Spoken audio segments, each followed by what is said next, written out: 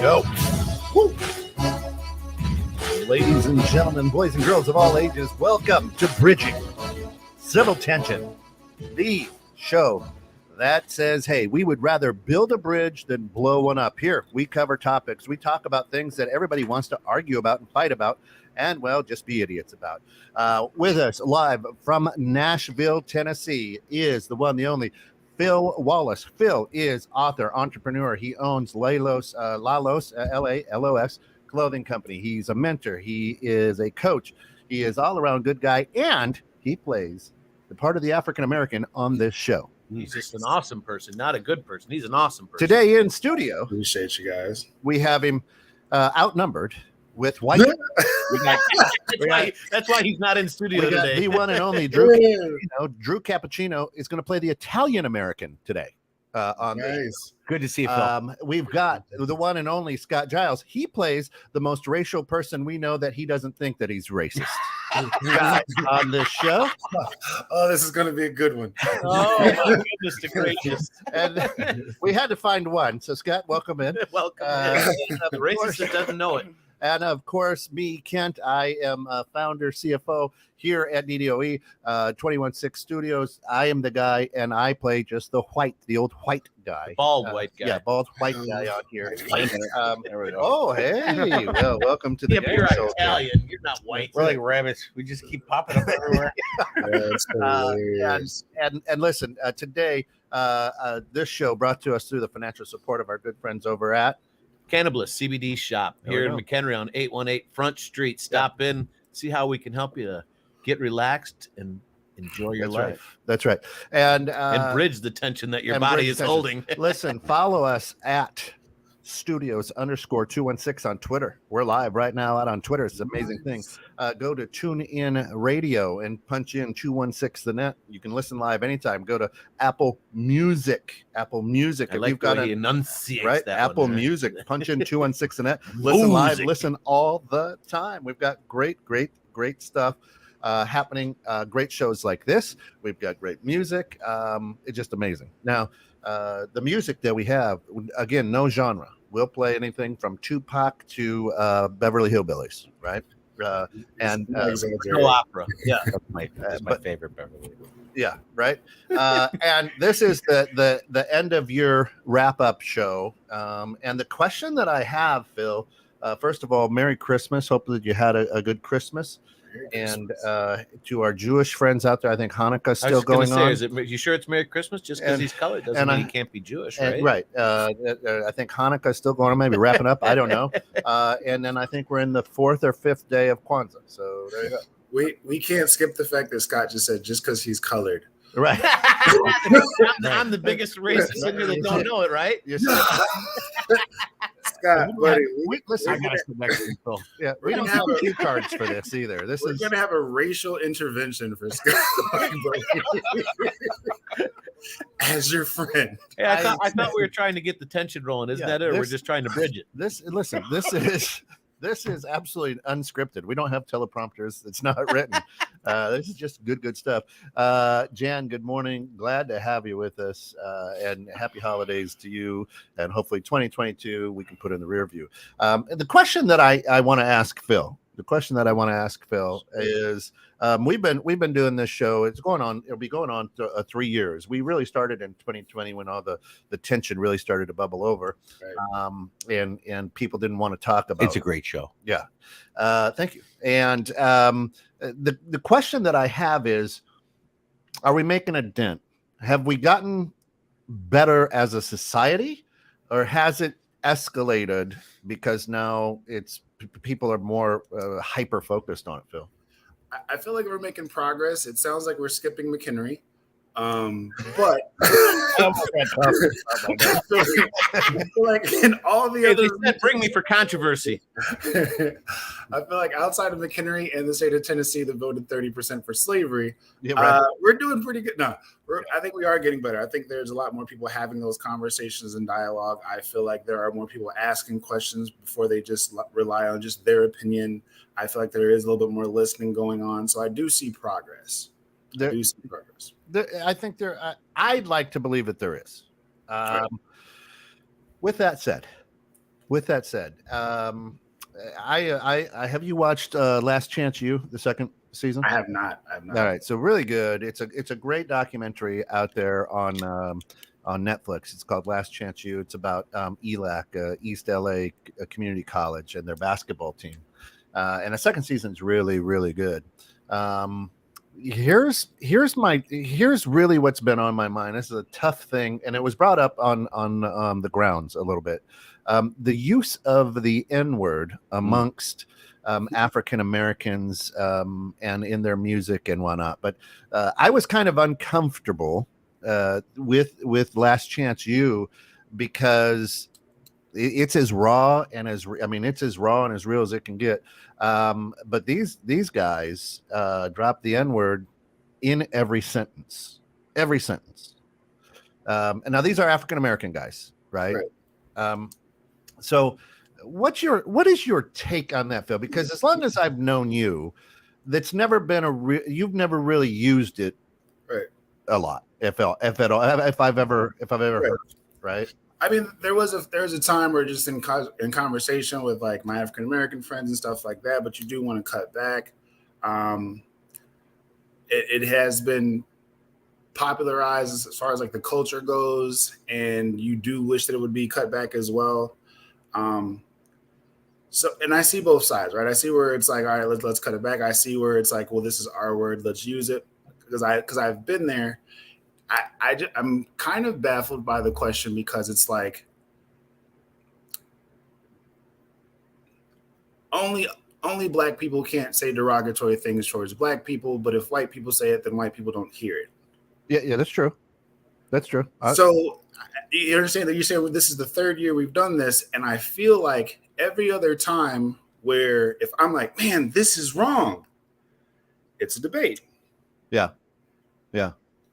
And it should be clear that this is wrong, but African Americans speaking to African Americans, then on the outside is like, well, they should cut that out. Yeah. So it's only bad when we're derogatory towards black people, but you guys get a pass. Well, color. How does that work? I'm saying like, well, because I have to limit.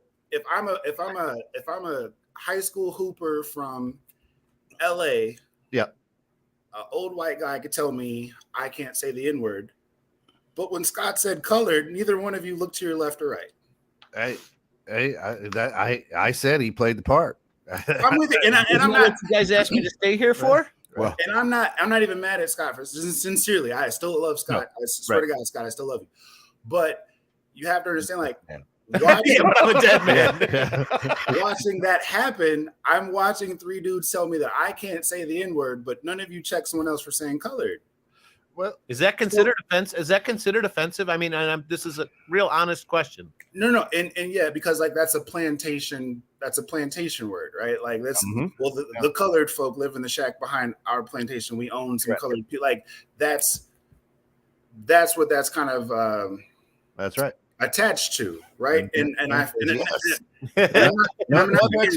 yes. Right? And again, Scott, I'm seriously not picking on you. Like I'm open to the conversation, but I feel that like if Kent knows and Drew knows, again, neither one of you like, bro, you can't say that. So I have to check my teammate on the basketball court because a white person in the suburbs might get offended. But if Scott were to say the same word, not on the air, but to you guys behind closed doors, we've talked about it. Most time that elbow doesn't happen. Yeah. Well, and let me help understand where my train is. It's used in vernacular as terms of endearment. In the African American society. That's fine. No, I can't say that, right? Which is okay. I don't have a problem with that. But we talked about, if we go back to who made this okay to say amongst, right? Right. So it wasn't. I don't think it was African American people, right? Because as we said, Motown didn't have the, you know what I mean? Motown was grooving and soulful, and then somewhere in the white ivory tower, the powers that be said, we need you to project this. This is going to sell records, right? We need that thug life. We need to maintain this, and you know what I'm saying? So I think it was either a conversation with you or with Zoe, is that either you or he told me, even though it's used, it's still kind of keeping black people down, even though it's a term of endearment. Right. And so through this, that's my thought as I watch this show, where they refer to everybody, and I'm okay with it. But then my head goes, but if this is a way to keep them on the plantation, right? Has society bought into that as a term of endearment? Well, I love being able to refer to him so often. Remember when Chappelle said, "Why is it that on Netflix you can say the N-word as much as you want to? Yeah, but you can't say anything about the LGBTQ." That's correct. Kyrie can't share what he shares. Right. So, and this is what I've said to you: who owns the platforms that allows you to be able to hear the N-word said so freely? Who owns the record label? Who says? Because if let's say I was Jay-Z, and instead of the N-word, I said Young Kings, which is completely opposite. My Young Kings and Kings in the Street, blah, blah, blah. How many records do you think that company is going to push out? None. And you can hear artist after artist. I mean, the music's good and the message is good. But I'm saying their marketing budget. Correct. Okay, there's a difference in marketing budget between Jay-Z and Little Such and Such than Common, Mos Def, Talib Kweli. Why? Yeah. Because they don't use that word that often. Yeah. Because they don't use that word that often. So what the record labels will say, Kent, you got a chance to take care of your family. I will give you $25 million, but you got to N-word. Yeah. Or you could do it on your own. And you won't say the word, but you won't get that $25 million. And you're Southside Chicago kid trying to get out of this. What are you going to do? Right.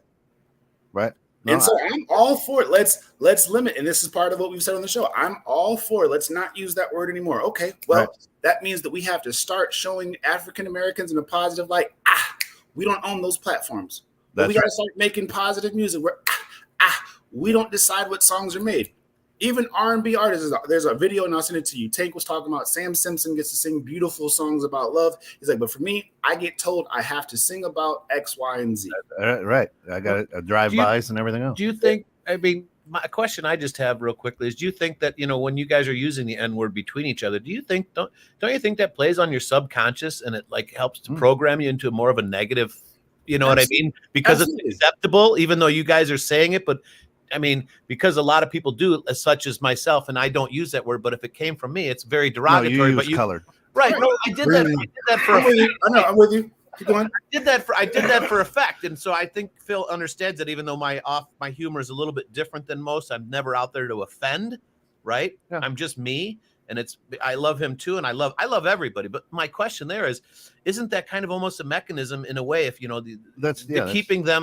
people, in a more negative sense, right? Even though you guys are using it between you, it's still, I think, to me, that's wrong because it's programming you, and that's an acceptable thing. Okay. Right? Okay. So this is, first of all, the label, the N-word. Well, I hate that. Makes me think of the word. Yeah. Of course it does. I'm an asshole in my own mind, right? Right. So here's the deal, and listen, this is just my opinion, because I don't really see color. Underneath all of our skin, our bones, and we all look the same. So we're all brothers and sisters here on the Blueberry. Yeah. So first of all, African Americans, you are coming in from Africa and being American. That's an African American. Otherwise, you're just American. If we stop the labels, period, people will start identifying each other as, hey, that's Phil, not the black guy on the show, right? And then as a white person, we don't know what the new acceptable label is. Is it colored? Is it black? Is it African American? So there's a lot of tension in white culture to where it's like we don't know what to say or how we're going to end up offending somebody. So the best way to do that is just call them by the name they were given. Well, when they were born. I mean, I understand what you're saying. Does that make sense, Phil? Yeah, but like I feel that if we're playing Who Wants to Be a Millionaire and there's options, and you got to choose the N-word, colored, black, or African American, in my mind, okay, N-word and colored are out. If I'm gonna roll the dice, I can't be like, well, I don't want to call Kent the C word, so I'm gonna just say redneck and just be no, that's not okay either. So I feel that if there's people who are capable of Googling and fact checking everything else, by now you could figure out that colored or whatever else isn't acceptable. And if you roll the dice, if you say black or African American and someone's offended, then that was just that person being over the top. But by far, every black person that I've ever talked to, rather be called black or African American than colored or the N-word. Yeah. So I like what Dan says. Dan, good morning. Glad to have you with us, brother. Dan says the term is a term of endearment. I think it's hard to get away from because that word is cool. It's made people money, not just a little. It's made them a lot of money. Truth, the word doesn't mean a black person. Yeah, the word means ignorant. Yeah. So I mean, you're calling each other ignorant every time that we say the word. Right. But like, okay, so when you're saying like popularized, right? Like, for instance, if you guys moved to, respectfully, Ken, I'm in the same boat, so I'm not joking. But like, if you guys moved to Florida and all of a sudden all three of you got mullets because it's cool in Florida, I'd look like Gallagher. Now I don't think you can do it. I look like now that makes you look ignorant, but you did it because it's cool where you're at. Right. And knowing that it makes you look, you still did it. So again, then let's stop showing the mullet as being cool. Well, we're doing it to fit in, right? Part of the reason we grow that mullet is to fit in. Using the N-word, is that helping you fit in? Listen to what he's saying. But hear what I'm saying. You're growing the mullet to fit in. I'm marketing the mullet because I get paid when you grow one. 100%. Right. I'm a billionaire from you having a mullet. So despite me and Pierre and me and Daniel are going to laugh at Kent's mullet behind the scenes, we're going to say mullets are cool. And on Netflix and on every radio station and every mullet, all doctors have mullets and physicians have mullets and all white people have mullets because that's what's cool and that's what's going to get you places. And that's what the product that I'm going to sell you because I become a billionaire from it. Right. Now, I think you look goofy and I would never tell Elijah to get a mullet, but you need to have it because my pockets need to get fatter. I mean, that's the N-word. Right. Now let's roll back to the 80s, early 90s where facial hair was out. You were not successful if you had facial hair. Yeah, you're right. a bum. Or if you did have facial hair, you could have the predator stash. Right. That was it. Right. But now look at, to Phil's point, I wear a beard. You wear a beard. You wear a beard. He wears beard. Look at all the beard product. I was washing my beard with beard shampoo. No way. Right. Yeah. Right. I'm putting beard oil in my Yep. beard. Why? Because the products, to Phil's point, somebody's getting rich off of. Yep. Because now it's cool to have a beard. Now, who made it cool to have a beard? Is those goofy duck guys who said, "Hey, why doesn't every white person look homeless? Grow a beard." You duck down. buy a duck Santa. Because that's right. Buy a duck Santa. Oh, Right. You know what I mean? And that's the God's honest truth. Now, without Dan says without that would be a lot of records wouldn't get sold. Yeah, that's what Phil's saying is here's what we've portrayed, here's what we've pushed. Now, if you listen to the brilliance of the beats of the way that they wrap the music together and you take the lyrics out, you're like, man, this is good, right? We have a lot of what's called EDM, electronic dance music, which in my day was house music. Right. So we play a lot of house music, what I call house music here on the station, because I'm like, man, I can't help but speed when, it's right. when it's going. It puts you in a mindset. Right. And I will still turn the radio up when Tupac rolls on and we play Tupac.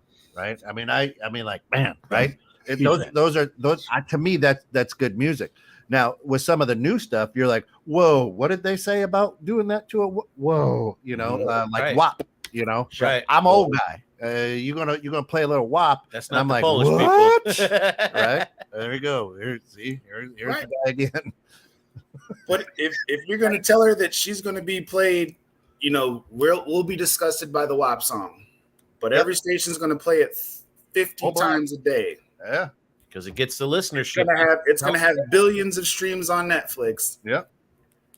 Right. So is the WAP song an Italian song? Well, You haven't heard it? No, because that means without papers. well, yes, it did pretty back close, in the day. but no. Right. Yeah. You're saying it with an O. This is with an A. Yeah, this is with an A. WAP. WAP. Gotcha. WAP. Yeah. Now he knows is what that you're the talking difference between the A and the R at the end of the word? It would be if we were still talking about Italian. This means wet, a word, and then Sure. No, Kitty cat. but I'm going back to the N word where it's most when there's discussions in between the cliques of groups, it's more of the A and not the hard R. Right. Well, I mean, so the only reason that I bring it up, right? The only reason that I bring it up is because it is a great Netflix. You watch them, it really brings about that level of play with inner city kids that are trying to get a chance to get to that next level, right? And these kids can ball. The only reason I bring it up is because of the conversations that Phil and I have had, and it is. Now, did it take away? No, but what it did every time I heard it, I go, man, that's all, because I'm thinking, you're trying to keep you on the plantation, Mhm. right? And I had no idea till right now. I never looked it up. That didn't mean black people. I didn't know that it stood for just ignorant. Mhm. So I learned something today, which is good, right? Yeah, me too. I was gonna bring that up. But it didn't take away from the brilliance of the show. Just through this. Now I can hear a lot of conversations out there because of it, and that's why I say, how far have we come? I think we've come a long way. I know this show has changed my lenses immensely over the last 2 years, right? Growing up a white kid in Iowa, and just some of the things that I go, oh, like, Right. holy good, whoa, Dumbfounding, right? Yeah, right. Dumbfounding. Well, it's interesting for me. I'm a Southside Italian kid. Say. And it was diversity was everything, Right. Oh my God. we for didn't sure. see different colors at that point. Depends on how old Yeah. school your parents were, I guess, to where their mindset was, but that seemed to be not the case as much, right? Yeah. So what does Dan say? A lot of comedians wouldn't be comedians. It's like Goofy or Cholo. I don't think it's the people who use the word fall. Imagine someone saying 360, oops, wrong way, 360 deal, $5 million. Your mom doesn't have to walk or work or anything of that anymore. You can get out of the hood. If you say the word, you're going to say it. Imagine being broke. Yeah. And that's a way it's sold. And only having to make the N-word sound cool with R, it's definitely racist. So that's that hard R, right? Yeah, it's definitely racist. I think it is you having the cool combo with your friends, right? So I mean, I've had conversations with my daughters. They love rap music. I mean, they play ball. There's some great lessons, some great part of information. it, right? But I let them know. I'm like, I don't care if you're quoting the song, right? You bleep that out. Right. Censor yourself. Yeah. You have to censor yourself. Yeah. And here's why. It's derogatory. It's demeaning. It's personal development. Right. You know what I mean? It's better song for yourself not to be that. Right. So Kent, so we've talked about, like, as far as the personal development side and the programming. So now knowing that word means ignorant, if we're going to make it popular for them to say that word towards each other, basically doing the affirmations of ignorance, right? Right. And so what we're going to say is, well, we don't like that. We don't like that they're saying that word over there. It makes us in the suburbs uncomfortable. Cool. Well, let's show these young Black kids a positive male role model, just as popular in music, just as popular in television, just as popular in media, that doesn't have to shuck and jive or talk ignorant. Oh, shoot, there aren't any. Right, correct. There isn't anyone for them to look to that, hey, I didn't have to say the N-word to make this amount of money. I didn't have to shuck and jive or to be derogatory towards women. So I feel, and that's what we talked about. If we portray that more, if we display that more, if we show that more, then, hey, I'd want to be more like that because I don't have to sell drugs or I don't have to be derogatory and be cool still. But at the same time, let's stay in the music genre, okay? And as much as the white people will say N-word bad, you shouldn't say that, get that stuff off the air. Well, let's roll into country music. It's cool to be country. Well, what do you think of when you think of country music? Southern folk, right? Sure. You're not thinking about a guy wearing cowboy boots in New York City, right? Not at all. You're down on the gravel roads pushing, hey, you're a pickup truck. You're a good old boy. So on one hand, we're saying, oh man, the music industry is bad because they've done this with African Americans. Well, guess what they've done? Guess what they've made cool? Being a redneck. Right. And what are rednecks? They used to own African Americans, right? So in a way, if we're going to say it on one hand, we have to say it on the other and say, how many songs talk about the Confederate flag? How many songs talk about the Dukes of Hazzard, the good old boy? You know what I mean? There's a ton out there. And what is the joke? You lost your dog, you lost your truck, you lost, right, lost your house. Yeah, you're a good old boy. And guess what? It subconsciously we're making that split because the country music's a big deal right now. It's probably more mainstream than pop, I would say, right? Yeah, it's completely But changed. here we've been talking about half the show rap culture, right? But we don't question Garth Brooks or Toby Keith or the spotlight's Luke not Bryan. on it as much, right? Right? So why? So I mean, it's a good question. And here's the funny thing: it's the same group of people who are saying go out there and put the N-word in that own the record label that says go ahead and be a redneck, which will really popularize it and make people listen, right? I mean, how many folks in film? I've never been to the Grand Ole Opry. I mean, go at Charlie Pride there and Johnny Cash. Well, Johnny's not necessarily African American. Okay. He wore black. Oh, I got where you're going. I just thought you were talking about just country rednecks people. You understand what I'm saying? How many African Americans are in when you hear, "Hey, I'm going to play at the good old Opry"? Yeah, Grand Old Opry. Oh wait, what? Yeah. You don't think right. The guy from Hootie and the Blowfish, and I think that's it. Oh yeah. I think that might be it. Yeah. All right. Let's see. Hey, Bree, good morning. Glad to have you with us, sister. Happy holidays. America is this beautiful cultural melting pot, and we have to see color. I see color. We have too rich of a history for it not to be seen. The problem isn't that we have labels. The problem, is that we have labels. The problem came when negative connotations and stereotypes were placed on anyone non-white. 100%. Well, I would say almost anyone non-Euro-Anglo. I mean, because Italians for Polish people get pretty bad rep too, right? Well, they do. Not as bad, right? Not as bad. I mean, back in the day, but once again, I don't go by Italian American, right? I can't even check that on a box when I'm at the DMV. Yeah, that's not a choice, right? We're other, and seeing color, and I agree with her. Seeing color is beautiful. That's what makes it. I don't see color in a negative way. I see color as being in a positive fashion that we're all different. If we were all the same, how boring, right? Would this world really be? But she's right. It's the stereotypes. It's the BS that went along with it, right? Yeah.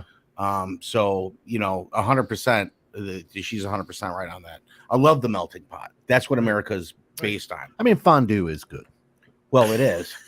That's a whole different podcast. Yeah, but Next Yeah. on next That's not for Darius, bro, right? That's Dude. very Bill's like, thank God I'm not in the studio. right. Right. Slap- We You get, know, we get that's slapping going on. and, but Question, that's why though. that's why I think I in my heart of hearts, and maybe it's just because I'm a dumb guy who runs this radio station, is I like to believe that we've made progress. I think I see progress. And the unfortunate thing is there's never going to be there's never going to be equality. There's never going to be equity, right? As hard as we fight and want it, the richer the people who run the world are still going to run the world. Right. And we've talked a lot about it. We've talked a lot about it on this show, you know, the puppet masters. Right. Right. And unfortunately, that's the tough thing. The thing that you can do is you can make a difference. Right. Well, be the change Right. that you want to see in the world. So I have The only thing you can really change. I have it's the just you. The only thing you have control over is you. At the end of the 100%. day, it's you and you alone. You can push your ideas and thoughts and stuff onto people, but it's just me. I control me. I control nobody else. Well, I have unfortunately, I have I'm not control, but I have the unique opportunity because of the sport that I'm involved in and my girls are involved in, to be able to work very closely with a lot of African American, I'll call them youth, teens, early 20s, and they come over to my house, right? They come over to my house, and I don't know, you come over to my house, Scott, you've been there, Phil, have you ever been to my house? I don't know. I met with you and Alice. Yeah, that's right. Is once you're there, you're family. So you come in, you make yourself at home, you eat whatever. I mean, don't ask me to wait Help on yourself. you. After don't ask me to wait. After the first time, don't ever ask me to wait on you because now you're family. Just go get it, right? But I've got. I knew I liked him for a reason. I've got the unique opportunity to be able to talk and chat. Trayvon was at the house the other day. He and Anthony, right? Right. Trey now is playing down in Nebraska, I think, right? Yeah. And Anthony's playing here at MCC, and I asked these guys, I'm like, hey, I mean, what's your goal? And these guys are very talented. They want to get to the league. They want to get to the NBA. I said, okay, cool. But how are you going to get there? Well, we got to go D1. Okay. What are you doing? What do you mean? Well, what are you doing to market yourself? So I start talking to these guys about their dreams, which nobody really takes the time to do. No, just right? small talk. Yep. So I'm like, it's the first time Trey's been to the house, and we're sitting there talking, and I'm like, listen, I said, you gotta hook up with Phil. You gotta hook up with Zoe. You know those guys? My God, they're like brothers to me. Yes, and I'm like, you got to start if you want to get into marketing, which if that's his plan B, if he can't hit his dream, I go, start marketing yourself. Ain't nobody going to do it for you. And he kind of thinks about it. I'm like, I'm serious. Well put. You got to start marketing yourself and dripping it to the coaches that you want. I said, because D1, as Phil knows, he's played Division I basketball, is you might like that coach. They're here today, gone tomorrow, because they're going to go for the next big contract. Take a look at what Coach Prime just did, right? That's the business. So I said, you have to market yourself to do that. And they started thinking about it. I said, listen, you want help doing that, let me know. I know a lot of good marketing people. Phil, Zoe, they've got contacts that I don't, that can get you to places where you want to be. Yeah. I said, but if you wait for somebody else to do it in your life, nobody's going to do it for you. You have to make the move. Yeah. Right. Yeah. So I'm blessed because I get, and a lot of these guys then talk to Colette and go, man, that's like the first time anybody's ever asked me about my dreams. Which is scary, right? That's sad. Those poor kids. Right. Those poor kids. Here are guys who are great people, I think, from what I know, the way they represent themselves at my house. And they're very talented, but nobody's ever just taken the time to go, listen, you guys matter. We'll go for it. Well, treat them like a human, right? Be like, what you want matters, right? And to be proud of what you are and who you are and where you want to go. Adult conversation. Yeah, and then I say, adult conversation. Then I followed up by the way, how is that Cajun chicken? I made that. The girls didn't like it. Right? It's good, right? Little Emerald Lagasse, right? huh? So I'm and it hit. Does that hit different, Phil, coming from you or from me? Absolutely. And I guess sometimes when you have someone that looks like them, it's going to connect, right? So cool. I get a chance to play that role. But I think it's one of the reasons why I connected with you, Mr. Bricks, like the friends that I have, like, because like what I'm told is like Kent's not supposed to take the time. Yeah. So to see Kent willing to take the time, like I told you that last when I saw you, when I was like, the fact that you said, "Hey, I'll drop everything and come down there and help out," Absolutely. that means the world, because when I was in Pensacola, there were no Kents, right? There, so when you take the time, like, man, what are you outside of ball or even with ball? What are you doing to market yourself and set yourself different? That's why, like, when we train the MCC kids, it's like, look, I'm not going to charge the college kids. Just read a self-help book. And when you come to the gym, bring a self-help book. Why would I bring a self-help book? Because if I bring a coach and you show up to the gym with a book, you've now differentiated yourself from all the other college kids. You've set yourself apart.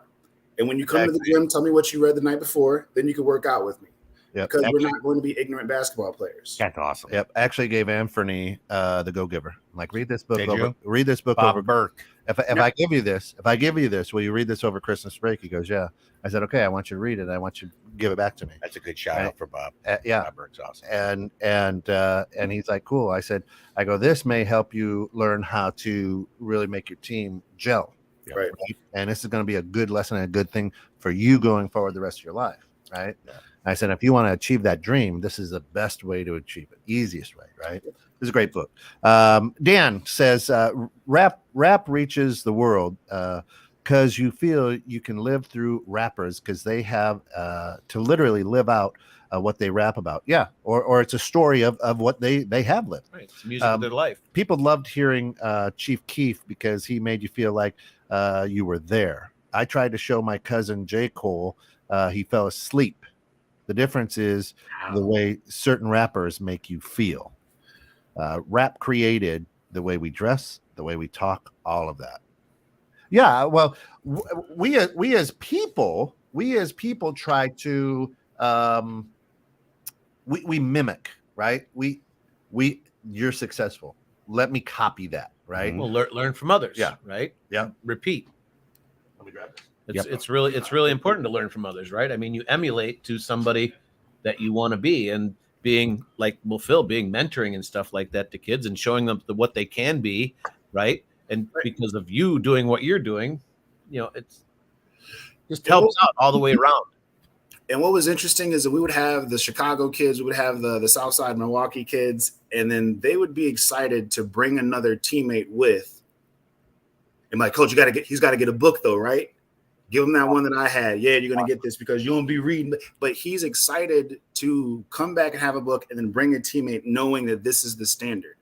And they're willing to meet the standard. Now, if I just write this kid off as a dumb Chicago kid like a lot of the world does, I don't get a chance to see that this kid lights up for discipline. His name is TJ. I love this kid. Once he saw the discipline, there was a bunch of them. There's kids who came to me every 5 days a week for 3 hours a day. Wow. But there's one kid who's TJ. He's in Kansas now. He's playing community college ball. But he was like, because I know you got my back, whatever you tell me the workout is, whatever you tell me to read, I got you. And I would tell him, we're going to do this. We're going to do mountain climbers. We're going to do burpees. And he'd look at me. And he would just do this like, I love you, so I'm going to do it. And then he'd get into the workout. And he'll still to this day write me like, what's the next book? Well, that's great. That's awesome. Listen, Phil, you're doing the Lord's work, brother. It's good stuff that you're doing out there. And regardless of what the culture is, helping any kid get to you could see the sparkle in the eye, right, when you're talking to them. Right. And then you see the fact that you are making a difference in somebody's life and that you're mentoring that, because they could be following along and especially if you're saying they're coming out of the South Side or whatever, they could be following in the wrong patterns. You created a pattern for them. They look up to you for that. Right. And then now you created the standard. You rose the bar. You made the bar for them. And then you created a personal development tool by reading and then letting them think about what's in that book and how maybe you would react to that as their mentor. Right. And then seeing where that sits in their own lives. So that's phenomenal, man. I commend you for doing that. I wish we had more people, period, doing that. I mean, he's giving them, letting them know that he actually, as a person, he cares about them and is teaching them to care about themselves. And that's the big thing that I think is not put around for anybody is, teaching kids to how important it is to care about yourself. Yeah. Right. That like you are the most important person in the world. Everybody comes second. Because if you're not the most important person to yourself, there's a problem. If you can't take care of yourself, Right. If you can't take care of yourself, you can't help others. Right. And Right. to believe it and to have somebody like Phil out there, you know, and Kent and, you know, you and me and just people that show people that you do matter. Yeah. You mean something. Hey, and that's important. If you don't think you matter, why should I think you matter? So Right? how many kids are you working with now, Phil? I mean, they're all playing their college season, but between like high school and college, Yeah. I mean, over 50. Wow. Over 50. But like what you guys are saying, like, so one of the first conversations, like you connect with them, you joke, and then if the open gym start to pick up and it does sound like last chance we stop the game. And just so you guys know, I don't train inwards. Awesome. Never have, never will. I train bright young men. Yep. So Right. if you want to stay in my gym, this is the standard. You're not going to talk like this. You're not going to act like this. We're not going to present ourselves. If Scott were to walk in and you were his teammate and you've been with me, Drew, and Scott's pants are falling off his butt, I'm going to look at you, Drew, tell him the standard. And I've seen Drew pick Scott's pants up and be like, not here, bro. Not here. He's That's crazy. right. He'll make us run before we even get started. Cool. So you know where I'm at. But and this is not me. I know multiple coaches who are like this. Coach Washington in Pensacola, Florida. Coach Washington from Woodham High School, if he caught you saying the N-word or whatever like this, he would pull you from the game and you would do 25 push-ups. He'd put you back in. That's who was, and those kids ended up winning state. And 5 of us went to Division I, 5 of us went to prison. Wow. But there's coaches out there, and I would love for, not even for me, I would love for Netflix to do a special on Coach Washington because that's where we got it from. And now there's Winston Hines who coaches Division I, and he has that same standard because Coach Washington taught us. So there are those coaches who are the Coach Carters, like the Samuel L. Jackson movie, right? Where I have this high level of expectation, and there's a bunch of them, but it's just not as popular as the kids who say, you know what I'm saying? Like, so that's where why, if we're going to be Netflix, if we're going to say, well, we don't like the use of the N-word, okay, well, there's a bunch of other programs or AAU or high school, whatever, that coach does not let these kids talk this way, that coach makes these kids wear suit and ties on game day, that coach makes these kids read a book a month. There's tons of them. Not even Coach Phil. There's tons of them. But just like with athletes, just like with celebrities, when the African Americans are doing something positive, it's just not as popular. It doesn't get shown as many streams. The marketing isn't behind that product. So we can't condemn ignorance, but never promote intelligence. Correct. And like, I'm going to say it this way. Like I wore a hat one day and it was Black Intelligence was the hat. There was a 16-year-old kid from Atlanta and he was an entrepreneur. I was told that hat was an oxymoron. You had to have been here, so it was me that hit that. I was looking. So Kent and him were doing a little back and forth, kind of messing with each other, and I said, "Oh, it's kind of like that hat that says, what did it say? Black Intelligence." It said Black Intelligence. And I said, like that hat being an oxymoron, right? And then I smiled, and Phil and I don't know each other super well enough to know that knowing that I was just kind of jacked with him, right? Because I don't believe that in any way, shape, or form. The way that they were talking back and forth, right? To me, I'm like, all right, I'm going to jump in on this. Probably a little bit soon. Busting some stones. Well, right. Busting a little bit of stones, but a little bit too soon for me to chime in on that one because Phil and I don't have that really good understanding of how I am because, I mean, I love everybody, don't want to offend anybody. He's got your name on a list somewhere. He's got my name on a list somewhere, right? But it was so right. But that, I mean. Your cards, right, Scott? No. Right? But I mean, that to me was more of a busting stones type of thing than a disrespect because I will not disrespect. Yeah. But so he didn't say anything and he said something to Kent, like, is he for real? And I'm like, I wish, that they brought that up so I could actually, explain at that point. Cause I'm going, oh my God, really, Scott? Foot open, mouth, you know what I mean? Right. So you need to know somebody before you can go, you need to learn how to connect. We had known each other for a while and the way that they were going back and forth, I'm like, okay, I get it. I think Scott needs a black Jiminy Cricket. I think he needs a conscience on his shoulder that said, hey, buddy, probably not this one. But no, Scott, and when I was telling the story sincerely, that's why I didn't list you because I wasn't trying to throw you under the bus. Oh, no, dude, I'm good with it. But I know that there's people who would see that hat and think that. Yeah. And so, again, we're condemning Black ignorance, but Black intelligence is an oxymoron or Black intelligence, like we don't promote it. So, right. Let's meet in the middle somewhere. That's why I kind of brought that up because I thought a lot of people would be, saying that because of their ignorance, right? So Right. like when I saw that hat, I'm like, oh damn. Because if you did that, like even if I wore a hat, something similar, it would be looked at differently, right? Like Right. hugely. Perspective. Yeah, perspective, right? If it was like Asian intelligence, like, oh yeah, a doctor. Yeah. And that's where it goes to. But but again, if and then not just you, sincerely, but if we can see a hat that says black intelligence, like, huh, or when I wore it through the airport and can't talk about like the looks, what's wrong?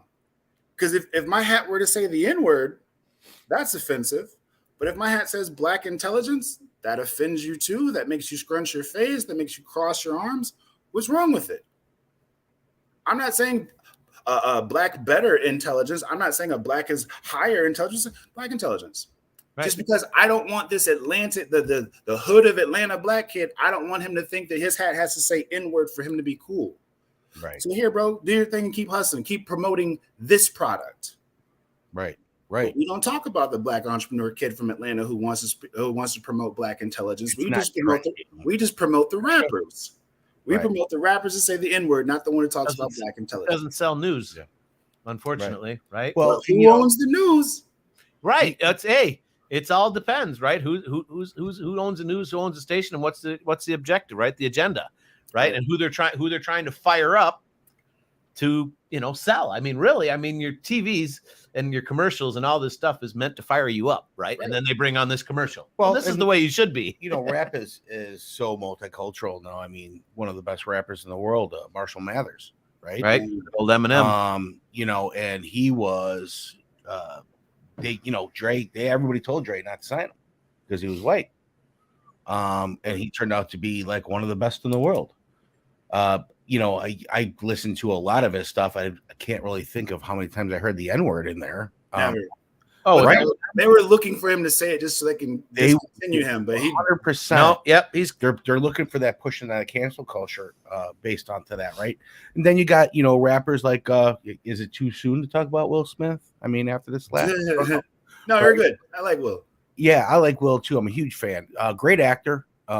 Emancipation, watch that awesome movie. You got to actually watch my next guest with David Letterman when he has Will Smith on. That's a good one too. Yeah.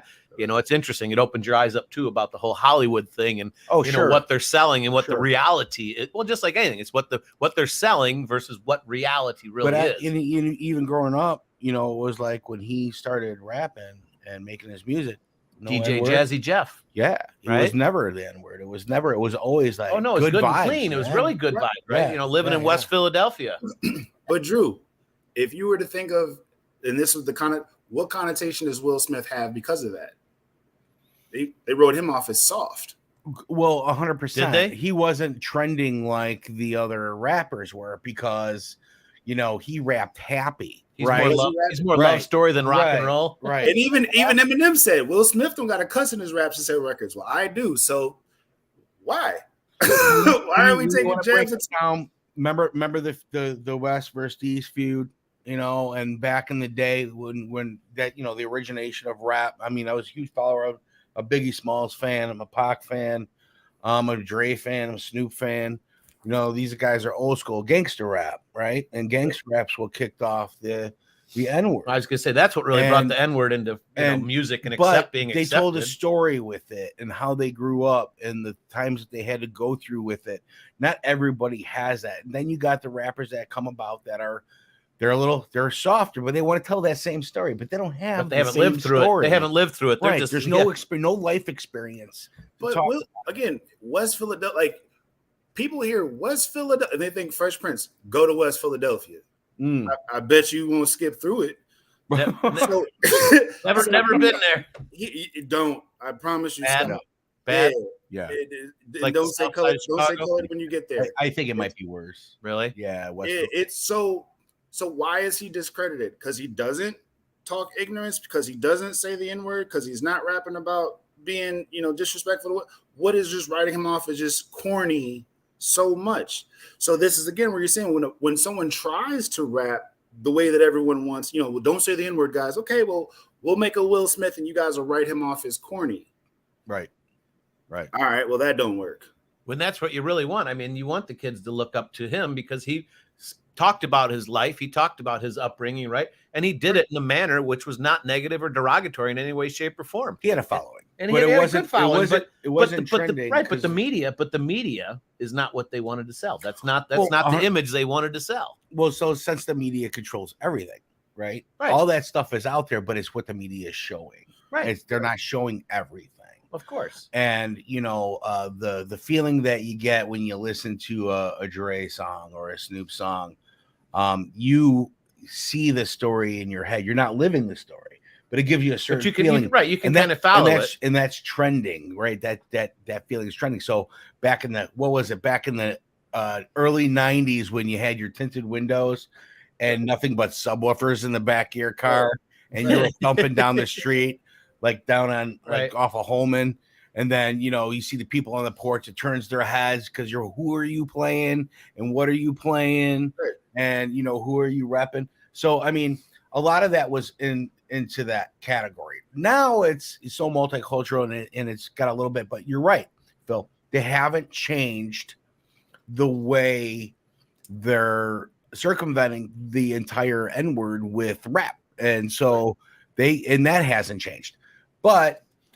more diversity into it, more culture into it, which is good. It's good for the industry, but they just need to open the doors a little bit, let some of this other stuff, let the positivity flow through a little more, but that doesn't sell. That doesn't keep people down. There was a show called Def Poetry Jam, and Russell Simmons used to have a lot of spoken word artists, and even rappers would come on there to do poetry. Mm-hmm. They would kill it, crush it. It would be positive. It would be thought provoking. It would be forward thinking. It would be all those. They canceled it for what reason? It had high rating. It had high ratings. It was drawing the crowd. It was bringing in some of the biggest names. Once they hit their pinnacle and before they made their pinnacle to speak intelligent messages, and the show was canceled. Why is that? So we're going to say that we don't want the hip hop style. Okay, well, when they hit the stage and they talk from their heart and they speak poetry and they speak life and they speak intelligence and unity, that was good stuff. Man. I remember that. We'll shoot that. Tell me where there was a weak episode. No. All of those Def Poetry Jam episodes were just powerful. You would just hear, and you would see Asians, you would see white, you would see Indian, all of them unified, speaking positivity and love, and they canceled the show. Yep. So again, we can't condemn ignorance and then never promote positivity and never promote intelligence. Right. We got to pick a standard. Right. And that keeps them, keeps it down. It keeps a negative connotation against it. That's why when we were talking about Fresh Prince or Will Smith not making it as a rapper because his were positive, good, upbeat songs. What do you mean not making it? I still got that album. Yeah, well, Vinyl, baby. He made it. Me. Yeah, he made it. He made it, but he was looked at as soft because he didn't. Right, as soft, so it's not as much, right? But I look at it differently. That brother stood up and slapped the shit out of Chris. He ain't soft. The brother's hard. Right. I got over that 5 minutes after it happened. I know. Oh, the slap. That's stupid. Did we go through Dan's? We did not go through Dan. No, I've been going off on it because the remote. We were talking about you because you were gone. Yeah, it's okay. I apologize when my daughter calls. I got to pick it up. Oh, all right. So Phil has definitely created a safe place for a lot of black young males from Chicago to Rockford to Milwaukee. Saved me a lot of times. All these kids want is a place to go where someone will invest in them, right? Most of these kids don't have fathers who are. They need someone to invest in them and to teach them that they in need their to invest lives, in themselves. Right? Yeah. LOL. I was the toughest guy in the world when I met Phil. He shook my hand and said, "Daniel, you need to smile." My best friends. Right? Hard. All I needed was someone to tell me you don't have to be. Well, that's the only way to survive when they're hard, right? I mean, Phil, it's just. If you're hard nosed, right, and you're not letting everything in, right? I mean, you see this because with these kids, right, they don't want to open up because they're afraid of getting screwed. Yeah. That's why when you shook his hand, and said, "Hey, smile," the kid's kind of like, "What? Just be you, man. Smile. Let's go with it. I'm here for you. Yeah. I support you." Sal SG3 baby from the Rejects. How are you? Glad to have you with us. Happy New Year. Teddy bear crisps are coming. LOL. Just kidding. Teddy bear crisps are coming. Crips. I don't know what that means. And of course, Kenny's saying the teddy bear crips. And of course, Bree says, "Well said, Phil." And then, of course, Dan says when Tupac made Brenda's Got a Baby, no one listened when he made it. Made Hit 'Em Up. Hit 'Em He Up. sold So 5 5 million yep. records. Absolutely. Right. I mean, that's the nature of the beast, and that's the world. Unfortunately, that's the world that we live in.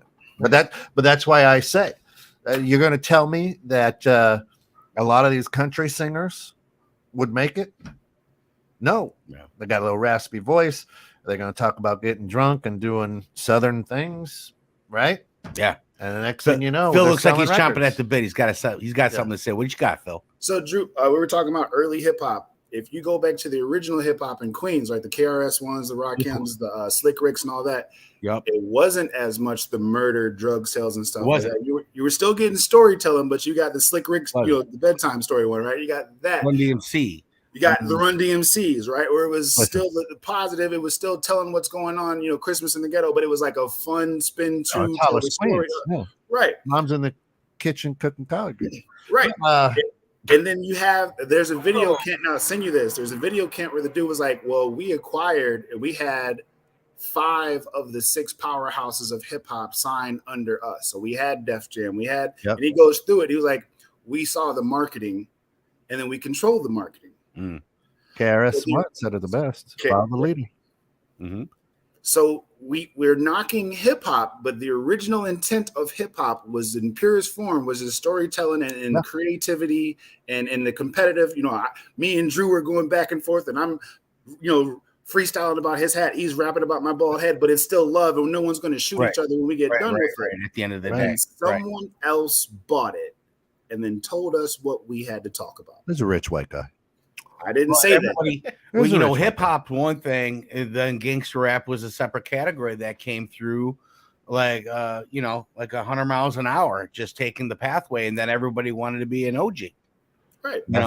And then that was the thing, that was the trend. You got to be a gangsta, and then they would listen to the music. Man, we would warm up in college. It takes two, and it took away the flavor of hip hop a little bit, or for me at least, because I was huge into hip hop. Well, it got diluted as far as like you're the first person I've heard in at least a decade to differentiate hip hop from gangster rap. Yeah. Right? It's all rap. No, it's not. But if I can get you thinking that that's all they talk about, then you'll discredit it, right? It becomes the Black Lives Matter, but musically, right? If you just hear that, I don't want nothing to do with that rap trash. Well, there's a whole world of people who actually speak intelligent, who actually make positive music. We're just discredited or not marketed. Yeah. It's the people that just generalize shit. One of the greatest, and I think you mentioned him once, was Mos Def. One of the most talented people, acting, rapping, freestyle off the top of his head is absolutely crazy and clean. And clean. Yeah, 100%. But you saw what he had to leave this country, change his name, everything to go back to creating positive music. But if Black Thought from the Roots. Yep. Find me some other than Eminem. Find me someone else lyrically that's touching either one of them. Right. But they don't get promoted because they don't speak ignorance. That's right. Yeah. They're not promoting positivity. Right. Yeah. Negativity and fear sell. 100%. Well, and it's whatever. Let's even changing that up a little bit. You find the algorithm in YouTube, right? So you go there, you watch the one video. That's the cops pulling over the black guy and then ripping him out of the car. And then next thing you know, you got 5 more videos. And then you keep watching that. And all of a sudden, that feeling is that you're like, man, this is starting to suck a lot. It's really negative. Yeah. But you can't stop watching. They're feeding programming toxicity. Yep. And so only if there was a way to feed more, like big stage speakers, man. Jim Rohn. Yeah. Right. Zig Ziglar. Those guys would fill the house and do nothing but positive influence. Phil and I have been to some auditoriums that have been filled with positive speakers. In the way it sounds, Phil's name is going to be the next big stage guy. I can't wait to see that happen. I love that stuff. He's already taken the stage in front of us. He's been telling us what he does and how many kids he's. I mean, man, it's awesome. It's fantastic. Can't wait to shake your hand. We need a lot. Look forward to it, brother. Look forward to it. And a lot less Scots. There you go. So good. Maybe we just change the wording and be like, "That's a Phil." That's a Phil. Did he just use the S word? Did he just- We're having a good conversation. He just scotted all over the conversation. I'm gonna go home now and have to rethink my whole life. Can't be saying funny stuff like that when you have coffee. Next week he's going by his middle name. Man, appreciate you tell you guys, what, man. folks. I love the conversation. This is absolutely probably one of my favorite shows on the station. Number one because of Phil, but number two because I'm on it. And I was waiting for that one. but the truth Hold on. is I never leave a Friday morning. I never leave an episode without going, oh shit. Right. Whoa. Right. And it just kind of ruminates, Which is like good. like a slow cooker all weekend and all week, right? Which is great. Hopefully everyone else Yeah. that's listening, we're having that impact on them as well, going, wait, I need to really think about readjust my settings. Yeah. Right. Well, Right. this is a show that's needed, and you guys are making a difference. And you're always going to get your haters no matter what, but this is a show that, you're able to have these conversations where most people don't want to have these conversations because it's uncomfortable. Well, That's the uncomfortable. problem. is a Nobody space- wants to be Right. uncomfortable anymore. So Right. listen, I'm gonna get here's my PSA, public service announcement. I was going somewhere else. All right, Don't be a is Scott. is this Don't be a Scott. is this? I want everybody to enjoy and have a happy New Year. However, I also want to tell people that nothing good happens after midnight. And if you are of a, let's just say you will be, how do I want to say this? They're going to pull you over. You could be coming from church. I'm just telling you, New Year's Eve, understand, be smart, be careful. Well, actually, it'd be New Year's Day. Don't drink and drive New Year's Day, New whatever Year's Day. that evening. Have a plan.